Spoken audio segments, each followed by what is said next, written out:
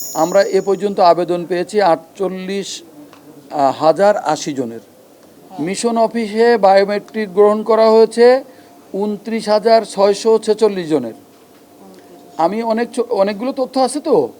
আর আমি লাস্ট যেটা বলতে চাচ্ছি সেটা হচ্ছে যে এ পর্যন্ত ভোটার কমপ্লিট হয়েছে 17,367 জনের। যুক্তরাষ্ট্রের ক্ষেত্রে আমরা শুধুমাত্র লস অ্যাঞ্জেলসের পারমিশন পেয়েছিলাম, কিন্তু আজকে যখন আপনাদের সামনে কথা বলছি তখন একটা ভালো খবর হচ্ছে যে আমরা যুক্তরাষ্ট্রের ওয়াশিংটন ডিসি সহ নিউ ইয়র্ক সহ সবগুলো জায়গায় আমাদের যেখানে অফিস আছে ওগুলোতে আমরা এইটা চালু করার সম্মতি পেয়ে গেছি।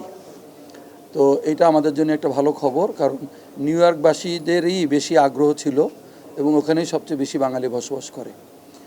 আর আমরা জাপানের বিষয়ে যেটা আপনারা প্রশ্ন করেছেন, জাপানে আমরা আপনাদেরকে জানিয়েছিলাম যে 15 তারিখের মধ্যেই এইটা আপনার চালু করা সম্ভব হবে, কিন্তু ওখানকার একটা টেকনিক্যাল সমস্যার কারণে আমাদের সব কিছু রেডি হয়ে আছে।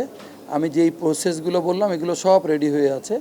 আমাদের যারা জনবল যাবে তাদের ভিসাও হয়ে আছে, শুধুমাত্র ওখানে পাবলিক আইপি পেতে একটু সময় লাগছে। 5টি দেশ, এটা তো আমরা আপনাদেরকে আগেই বলেছি, যদি নামটা জানতে চান তো আমরা বলতে পারি যে এখানে মধ্যপ্রাচ্যের আমরা দেশগুলোকে প্রাধান্য দিয়েছিলাম, যেহেতু ওখানে আমাদের সবচেয়ে বেশি লোকজন বসবাস করেন।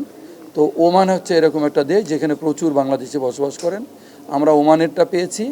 আফ্রিকার মধ্যে দক্ষিণ আফ্রিকা, ওটাও আমরা পেয়েছি, এবং জর্ডানের পেয়েছি। জর্ডানেও প্রচুর বাংলাদেশে বসবাস করে।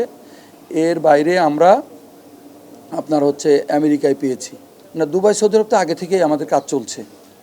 আমরা এখন ফলো আপ করছি যাতে আমাদের এনরোলমেন্টটা বাড়ে। মালদ্বীপে আমরা শুরু করতে যাচ্ছি, মালদ্বীপটা আছে, এবং মালদ্বীপেও আপনারা জানেন প্রচুর বাংলাদেশি, প্রায় 1 লাখের মতো বাংলাদেশি বসবাস করে। আমরা যেটা জানি আর কি, ওখানে যারা বাংলাদেশি থাকেন তারা যেহেতু একই শহরে থাকেন না, বিভিন্ন জায়গায় থাকেন, প্রত্যন্ত অঞ্চলে থাকেন, তারা হয়তো সবসময় এসে হয়তো বায়োমেট্রিক দেওয়ার জন্য বা ভোটার হওয়ার জন্য যে প্রসিডিওর সেটা হয়তো ওনারা করতে পারেন না।